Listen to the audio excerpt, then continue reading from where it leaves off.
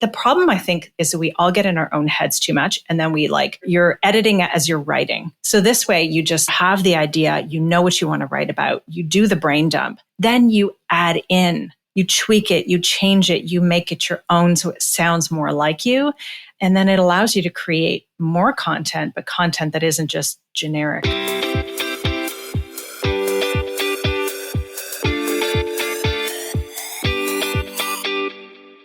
Hey, it's Renee.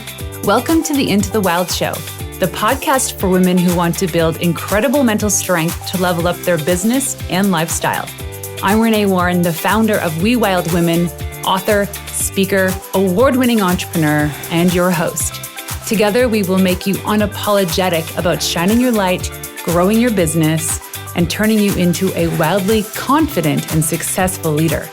This is for you, the visionary, the go-getter, the entrepreneur, and for those that need a real kick in the butt to get going and to dream bigger. Each week, I bring in leading experts and entrepreneurs to help you take leaps in the right direction, because I know the best advice comes from someone who has successfully done it before. So, are you ready to level up? Welcome to Into the Wild. Hey, you wild women! An entrepreneur for the past 18 years, my next guest helps ambitious founders, change makers, and thought leaders turn their magic into powerful, impact-driven legacy brands. She leverages her creativity and experience to inspire and empower everyone she meets to reach new levels of impact, influence, and success. In this episode, Laura and I discuss her 3-step branding process, how our brand is innate within us, why she hates funnels, and how to show your true authentic self through your branding, plus a little bonus as we kind of go down the AI rabbit hole. Please welcome the incredible Laura Beauparlant. Thanks for having me, Renee. So excited to be chatting with you. So I'm going to say your name the French way, because the French would say Beauparlant. Oui, Beauparlant. mais oui. Oui, oui. So are you still in Italy? No, we are back in Toronto. Wow. Yeah. How many months were you out there? 10 months. Yeah. Okay. Picked up the family, rented out our house, and had a big life adventure. So how long have you been home for now? About a month and a half. So settling into our house, figuring out where our goal is to bring some of our Italian life into our Toronto life. Yes. That's Italy what we is want. just fantastic. It is like, I don't know, if you've never been, you got to go. There's something so special about that. So is it fun to be home? Did you miss it? Or how do you feel? It was bittersweet. Leaving was bittersweet. We were ready. The kids wanted to come home. They wanted to see friends and family. So there was a lot of things we missed from home. And now there's lots of things that we miss from there. And I think isn't it beautiful to have people and things that you miss? That's the thing. That's such a gift now. And my kids are like, but we miss my cousin's kids that they got to know. They're like, but we miss them. I'm like, but you didn't know them before. And now you can miss them. How beautiful is that? You have people to miss now. So that's cool. And it's been great to reconnect with family and friends and be back in our house and riding our bikes out by the lake. That's been great. But it's also, I found myself falling back into some old habits. I just sent out an email today about sliding back into some of the ways that I had been doing things and really kind of doing a self-check to go, wait a minute, I proved that I don't have to work that way while I was living abroad. Why would I need to do that just because I'm back in Toronto? So I'm giving myself some checks. I'm telling you, one of the things, the ultimate way to be productive and efficient is to be in the environment that gives you that sense of productivity and inspiration and motivation. Because you could be away for 10 months and create these incredibly beautiful habits, but you come back to the environment in which enabled bad habits, and guess what's going to happen? Yep. You're like, oh, this was easy. This is the way it always was. So my brain automatically... Yeah. I sit right here and spend too much time floundering when I could be out doing some deep thinking on a bike ride sitting by the lake. Or yesterday I went and sat by the pool, our local pool with the kids, and read a new book that I just gotten. I was like, this is also part of life and what I do as a business owner. It's the thinking and the things I do away from my computer. It's that feeling of I need to, or I should be sitting here in order to be productive. Yeah. Right? The Totally. shoulds. And I'm like, "Yeah, I don't need to be here all the time. I proved that I could work 4 to 6 hours a day while I was living abroad and still run my business." That's my goal for the end of the year, is to have all my systems in place to be able to reach my projected revenue goals while working at capacity of 30 hours a week. That was like the most. Yeah. Just because we're entrepreneurs doesn't mean we should be working 80 hours a week. These memes that go around about you quit your 40-hour a week job to work 80 hours as an entrepreneur. And there are times you're going to have crazy schedule and you're going to do these things, but that's also not sustainable and not healthy. And I believe that we are more interesting as a well-rounded person who does things outside of our business. And they also facilitate the stories that I talk to my clients all the time about injecting into your brand to help tell the story of what you do. But if you don't have anything except your business that you're doing, where are your stories going to come from? So boring. So boring. So boring. You don't want to be boring, because branding and creating a brand is the anti-boring, right? That's what you're like, a woman that creates the anti-boring of a person or a company. So while we're here, tell us, what is it that you do? Ooh, I help entrepreneurs create their impact-driven legacy brand. And really, to me, it starts with kind of an internal revolution. You have to go deep. You have to kind of shake things up and really figure out what it is that you want and the impact that you want to have in order to create the business and the brand that not just aligns with that, but that is built for the future generation, future of you, right? I don't want to create a brand that fits you today. It's got to feel a little bit like, ooh, that's a little uncomfortable, Laura. I'm like, if it makes you a little sweaty, but also excited at the same time, like maybe you kind of want to barf, but also feel like, ooh, I like this, then I always say we're on the right track.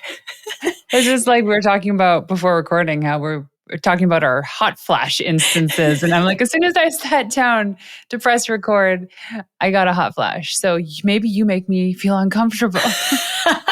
I mean, my goal isn't to make people generally feel uncomfortable, but it is to challenge those internal beliefs, those things that we think that we should do, as I mentioned, shoulds, the way that things have always been done in your industry, the way that other people are doing it doesn't mean that that's the way you have to do it. That is not how to stand out. When you have a brand and messaging that aligns with you, it's easy to put yourself out there because you're not pretending. You know, I remember people saying to me, Laura, you're always on brand. I'm like, that's because it's easy. I've created a business that is perfectly aligned with me. So no matter where you see me, LinkedIn or Facebook or in person or on a stage, you're always going to see the real Laura because I don't have to fake it anywhere. And that's what I want to help people do. Okay, so then in that, there's a lot of people that probably show up and they don't necessarily like who they are, or they don't feel like they have anything going for them. How do we find the thing that's going for us? Well, and that's why the challenge when creatives start with design, you end up with a generic brand. And my background is design. I studied graphic design. I did it for many years. I have a graphic designer who works with me who's brilliant. But that design work falls flat unless you get really clear on the foundation of a brand and what it's all about. And so it really starts with that deep inner work that I mentioned. So, and you can't do it for yourself. So a lot of people think, oh, I'm boring, and or I've only ever done this one thing, but everybody has something. Every single one of us is a unique being that has some interesting things that they've done or that we can create together. So for me, I take people through my brand camp methodology, and it's as fun as it sounds. And it's really about helping them get that clarity, but helping them see what they can't see. Most people say what they get most out of it is clarity and confidence. And from what you just said, it's those people who feel a little bit uncomfortable, a little bit unsure, like, oh, I'm not that special. I do the same thing as everybody else in my industry. And I help pull out the best of them and then put it into words and visuals in a way that they could never have imagined, but that feels perfect for them. Because it takes sometimes someone else's perspective to really bring that out in you. Yeah, most of the time it does. How did you figure this part out? How did you get that? Yeah, that's my magic. Magic wand, poof. Yeah, exactly. I love it. So what got you into branding? That's a great question. So, there's a bit of a backstory, but I had a different business. I actually had a custom wedding and event stationery business for 12 years that I ended up closing in 2016. And I was always doing design work for businesses along the way, a lot of people in the event space because I was in that world. And at some point, I realized that my revenue was actually higher from that than the invitations. And I was like, this is a bit of a trigger. I should probably look at this. And I'll skip all the details, but I had a pivotal moment where I was addressing some clients' wedding envelopes. And I was like, this is it. I'm done. I'm no longer doing this. Okay, I have to explain the whole story. Otherwise, it won't make sense. I'll make it quick. I was in a head-on collision with a drunk driver when I was 18. Fast forward 20 years. I put out a post on Facebook looking for the man who held my hand and kept me conscious while I was trapped in my car. And he was found within about 24 hours. The post went viral. It was like shared over 30,000 times, went around the world. And then I met this man who had basically held my hand, was the only person who just was there and comforted me. And I got to meet him in person and say thank you. And meeting somebody who you've been looking for 20 years, it's kind of a big deal. And then I had a bit of an existential crisis because this big thing happened. And I looked at what I was doing in my business and I'm like, I survived this so many years ago and I am thriving and I am meant for so much more. I have so much more to give this world and a bigger impact than this. And ironically, it was on the anniversary of my car accident that I was sitting there addressing these clients' wedding envelopes when I said, that's it. I'm done with this. This is not what I survived to be here to do. And so that kind of led down this, I knew that was not, I was closing the door on that business, but like, what's next? So then that became the next big question. And it took me a number of months. And it was actually on a leadership retreat where somebody kept asking me like, so what do you do? And asking me all these questions. And she's like, well, you do branding. I said, no, I'm a designer. Like that's other people do the messaging and the language. I'm not a wordsmith. I don't have an English degree. I don't have a brand strategy. Like I had that imposter syndrome rearing its ugly head. And she just kept pushing and really made me realize that is in fact what I do. I just couldn't see it for myself. As we just talked about, I needed somebody else to show me. I just needed to create my own process and methodology, which is where Brand Camp was born. And that was just over 7 years ago. And now I don't do any of the design work. I have a designer who does all of that. I do the art direction, which I love, but I've realized to me, it's the people, it's the connection. It's me seeing and understanding people and then helping them put the language to who they are to put that out into the world. So that is the short version of the long story. So you've created this framework, this methodology, and you have a 3-step branding process. Tell us about that. Yeah. So I have it in a Venn diagram. So it's basically think, design, and amplify. And at the center of that is brand chemistry. And that's what I want everyone to create. Chemistry within themselves and their team, and also chemistry with their dream clients. It's the name of my book. As you can see, it's called Brand Chemistry. So that's really what we're all about at Lab Creative. So think that's Brand Camp. That's where you do that deep inner work. That's all about the messaging, the tone, the language, positioning. Design is pretty self-explanatory. It's the color palette and the logo and the visual assets for social, website, photography, all of those details. And then amplify is storytelling. It's how you're reaching your audience. It's the positioning yourself to get in front of the right people and all of the tools that I've created to help people accelerate their brand, whether it's through coaching or other frameworks and structures that I've created to help them with that. And how long does this process usually take? So Brand Camp I do in one of a few ways. One is through a small group program that I run a few times a year. I have some people who do it self-guided. The group is 2 weeks. It's an intensive. The self-guided is usually about over 4 to 5 weeks. And then I also do it one-on-one with clients that are usually a little bit bigger. Maybe they need a few team members on those.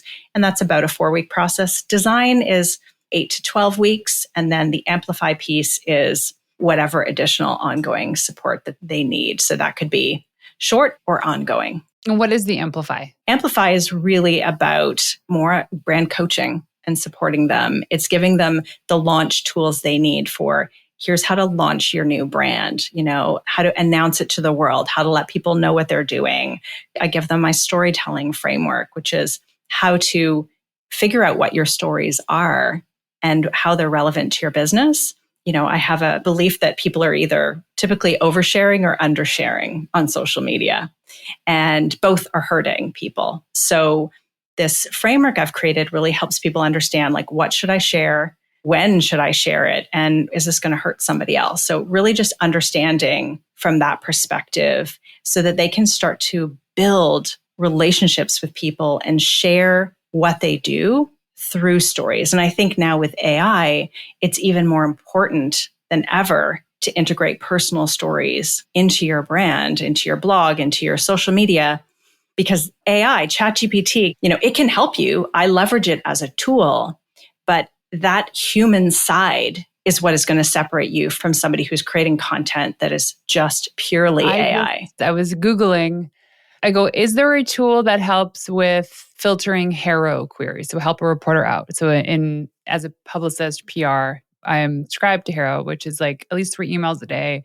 So you're going through all these queries and you miss a day or two and it's there's all this opportunity you're missing. So I'm how can I be notified of an opportunity that's very pertinent to a client? And so I Googled this and I found this guy who does SEO training, and he's created, actually have this tab open, how to connect ChatGPT with Zapier and another platform called parse.io, I think.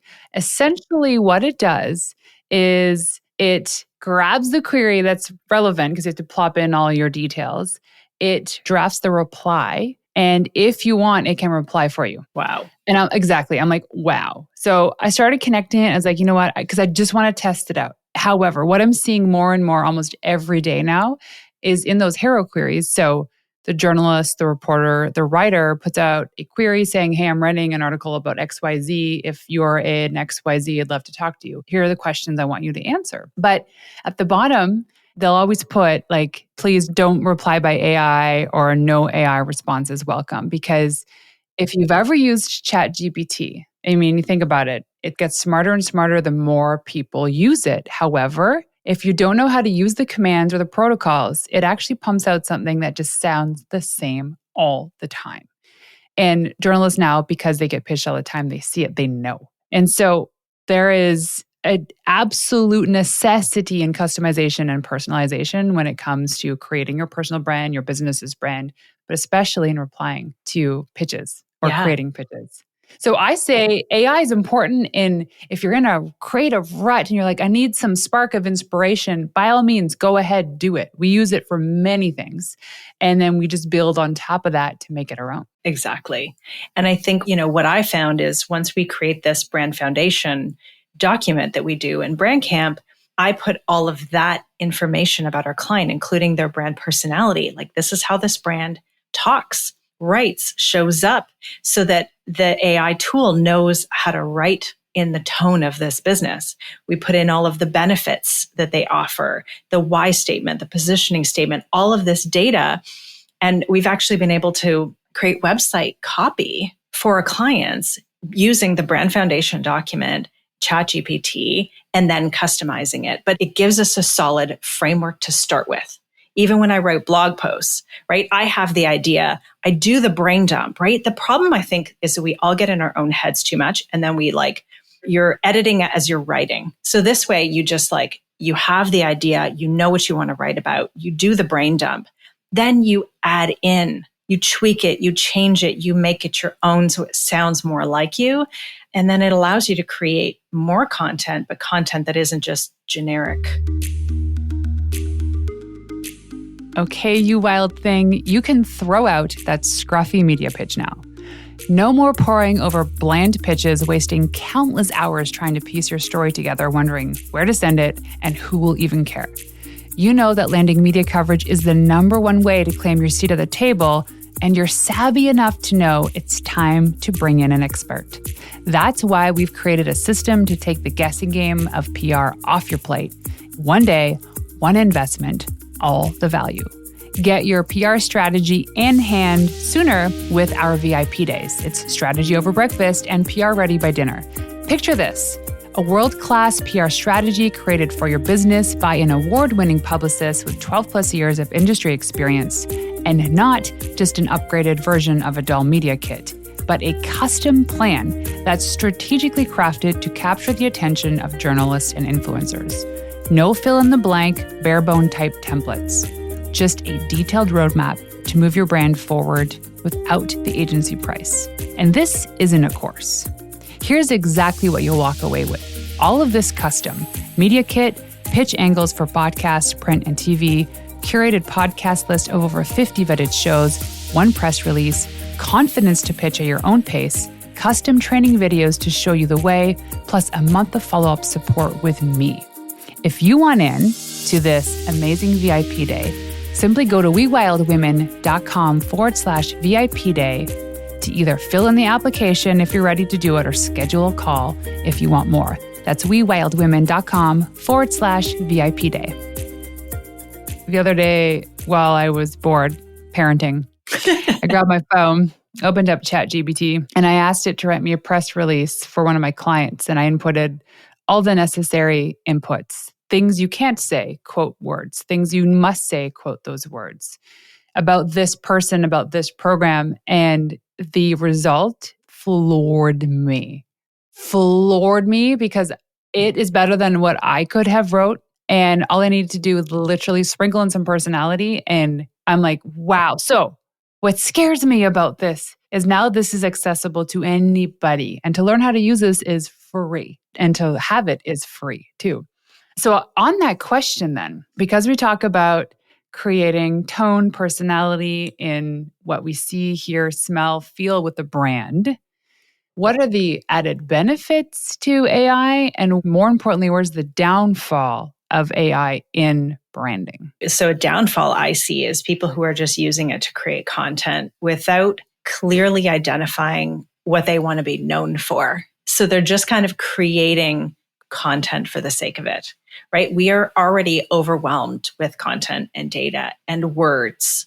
You know, I read a study, then this was years ago, that we see about 100,000 words a day. Now, I'm sure that that is exponentially more now. Not that we're reading them, but that we're bombarded constantly. So if you're just creating content for the sake of it, it's actually could hurt your brand because people are going to stop listening and reading what you post. But if they know that when you post something, that it's meaningful and thoughtful and articulate, that people are more likely to stick around. So to me, the downfall is that anybody can just create whatever. And some of it can be incorrect. I've used it and it has spat out complete garbage, incorrect facts, website, so you actually have to fact check it. So are people doing that? So it is a tool, just like anything else, that can be used for good or for evil, as they say. And I think it's really just looking at how you want to integrate it. Now, I think that we do have to integrate it in our business, and it can make our lives so much easier. As an example for me, last year I wrote, I think, 7 blog posts the entire year. This year, I think I've written well over 20.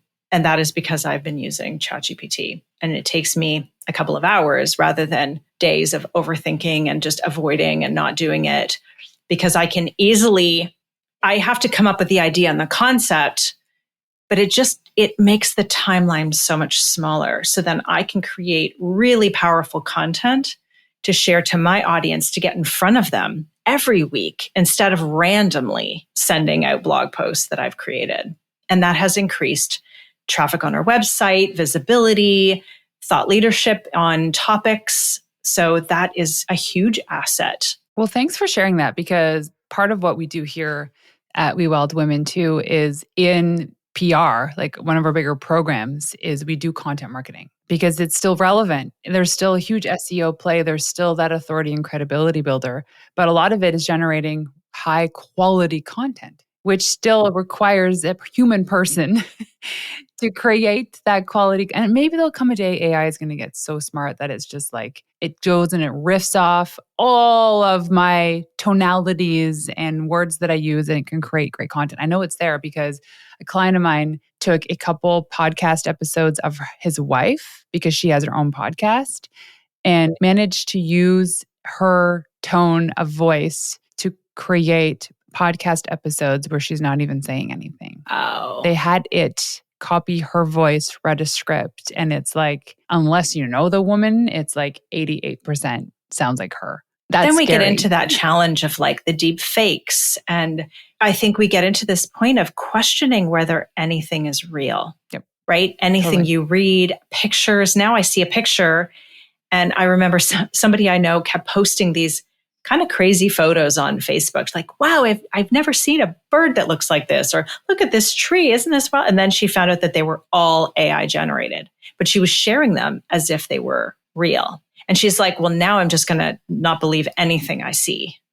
So I think that's why authenticity, I know it's so overused, but that authenticity, that true voice of the brand is so much more important. You cannot get away with generic branding, generic content, and hiding and not really showing who you are in order to grow your business because people will be suspicious. And if you're marketing to Gen Z, they did the study where Gen Z, which is the generation younger than millennials, plus the younger millennials, what they want from a brand is authenticity. They want transparency and authenticity. They want to know where it's made, where it's sourced from, if everything you're saying is the truth. That's marketing. So marketing for 2023 and going forward to the younger generation is about that transparency. If you're not doing it, then you'll be caught. And when you're caught, there's no turning back because trust is lost so easily with consumers these days. So easily. And I have to say, whenever I post a blog post that is more on the personal side, those always get so much more engagement. Always, without fail. There's always a business perspective I lend typically, but it's sharing that realness of who I am as a multifaceted woman, wife, mother, daughter, world traveler, all of that. And I think it's important that we show.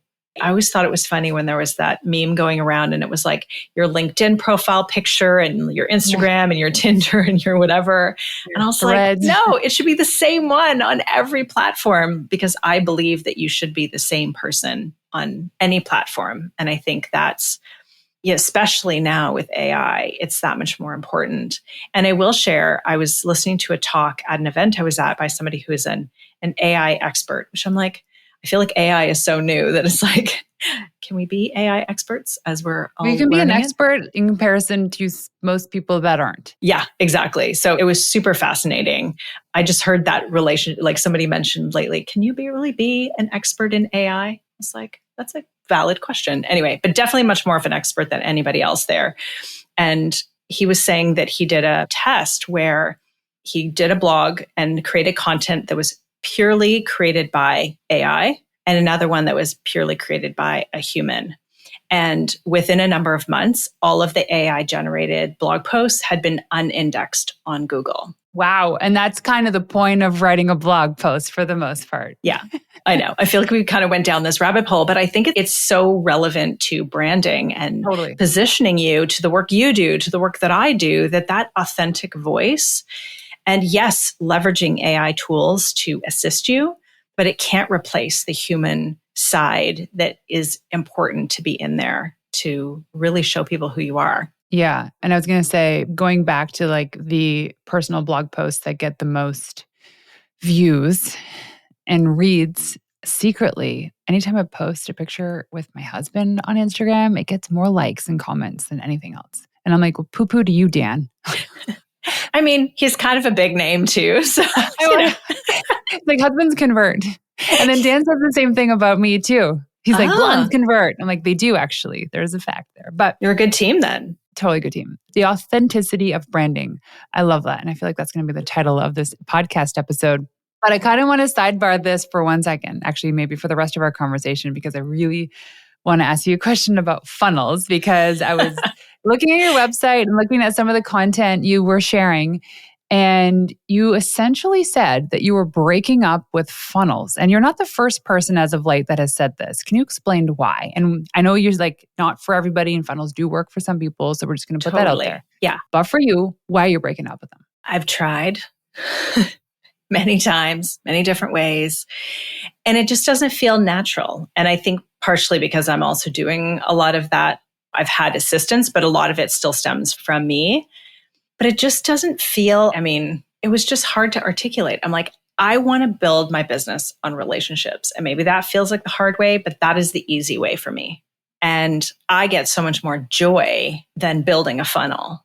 So maybe one day when I have somebody and that's their whole role is just building the funnels and running them and bringing the leads in. I've got products that we could totally have funnels too, but it's not generating revenue and it's not bringing me any joy. And it takes a lot of my time and energy away from the things that really do bring me joy. And I just decided that if I'm not having fun doing it, I'm not doing it. You just Marie Kondo'd your marketing strategy.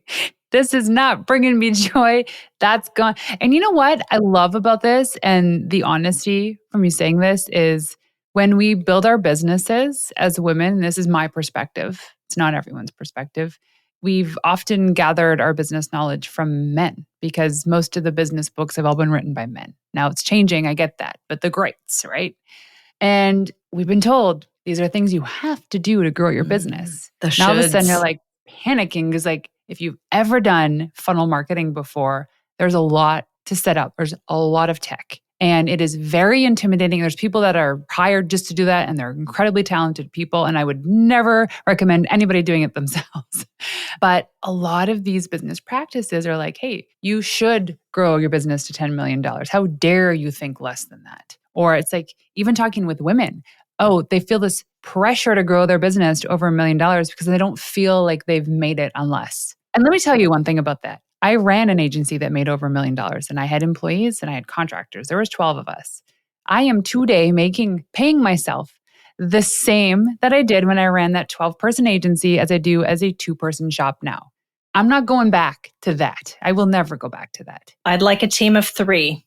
I want to be myself and Maria plus 1 who can do all of the back end stuff, the customer, all the things that I'm not good at, all the admin. And I don't need to be bigger than that. No. And why is there so much pressure to be? And I see even women giving this advice to other women like, you got to think bigger, go bigger. But maybe the impact we are already creating, and it doesn't have to be 1 million people or 10 million people that we're trying to impact. And then I think it's maybe redefining what bigger means, right? This could be a whole other conversation, but I have a process that I've created to lead a really intentional life. So I have 8 words that I live my life by.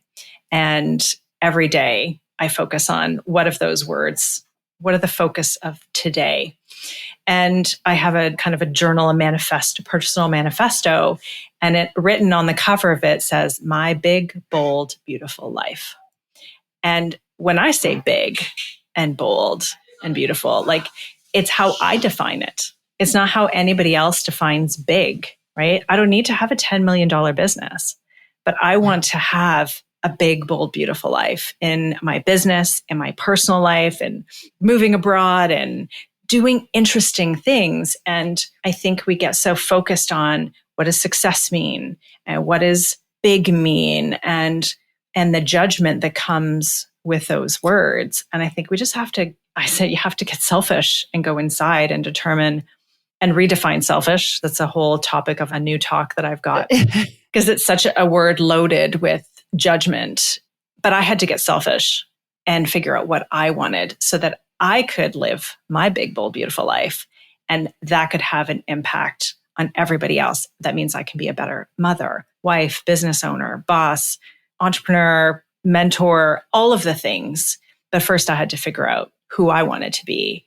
And so I don't define bigger or success by anybody else's measure. I love it. And I get it. And I actually shared this on Instagram the other day, how I said, women especially need to stop having received accolades and being given praise because they've always put everyone else before them. You think you go to a funeral, you go somewhere like, so-and-so, Jenny was such a beautiful woman in the community. She always put everybody else first. Everyone else was always first. I would roll in my grave if somebody said that about me. Well, and I think it's really a stupid way to live your life. It is.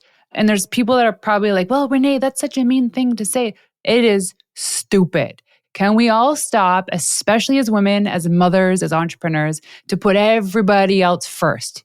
That's just like, that's not a fair life. And by putting you first isn't like an absurd thing where every night you have to have a bath and you have to get your nails done and you gotta, no. No, it's do you. You do you. You show up how you want to show up because that's who you are, and stop telling other people how to live your life. That's putting yourself first. Here I am telling you how to live your life. But anyways, I'm not a hypocrite. I think, we've often been raised to have that belief that being selfless is the right way. And that altruistic, I'm like, no, if it's to my detriment to make your life better, then 50% of the population is unhappy, right? I think it's like, how many, there's 54% of the world are women, something like that. So if we're only living for others. Being selfish is the most selfless thing you can do. Doesn't make sense to some people. It will someday. When it lands on them, they're like, aha, now I get it. Okay, one last question for you. Speaking about being selfish. When I ask you what it means to be a wild woman, what is that to you? I can't swear. So let me find another definition. I think it's doing life your way. It's not dimming your light. To me, it is showing up fully and wholly as myself, and all my scars and imperfections and beauty and tattoos and saying, I'm living my big, bold, beautiful life. That is being a wild woman, bucking the status quo. I love it. You are a wild woman. Thank you. So, Laura, if people want to go online to find you or follow you, where can they go? They can go to our website, which is labcreative.ca. You can find us on social. Our handle is labcreative Inc. on all the platforms. And you can follow me personally on Instagram and LinkedIn. Just look up Laura Beauparlant. Amazing. All those are in the show notes. Laura, thank you so much for today. Thanks, Renee. So there you have it. Thank you for tuning in to another episode of Into the Wild. To make this girl happy and to help reach other women who are dreaming of starting their business, please leave us a 5-star review on iTunes and everywhere you listen in. Also, if you want to find me in the wild, check me out on Instagram at Renee_Warren. That's RENEE_WARREN. And leaving you with one of my favorite tips of all time: the best advice you could ever receive is from someone who has successfully done it before you. Until next time, ladies, peace out.